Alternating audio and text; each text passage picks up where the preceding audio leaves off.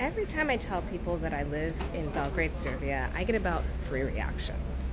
Now, I have been traveling outside of Serbia for the last month for business as a spokeswoman, promoting the different citizenship by investment programs in the Caribbean. So I've met and encountered a lot of different types of people from around the world, especially yesterday, staying at this wellness resort.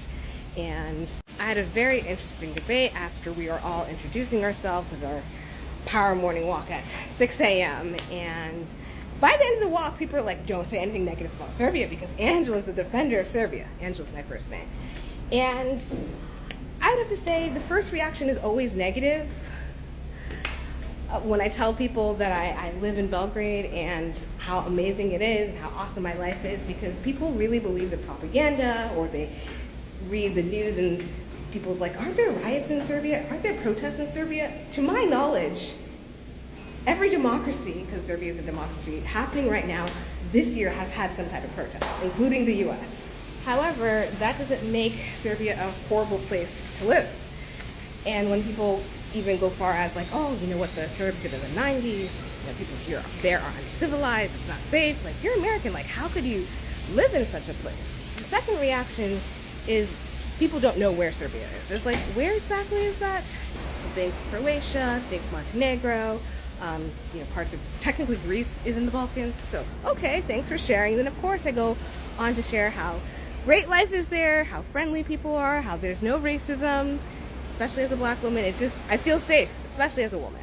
And then the last reaction I get is, don't Serbs hate Americans? You know, what happened with the US and NATO bombing Serbia? Like, don't you feel unsafe or uncomfortable living in a place like that? And I'm just like, you know, it's interesting. Have you ever asked a Japanese person if they hate Americans because America dropped an atomic bomb on them? Nobody asked Japanese. I mean, if you're Japanese, let me know.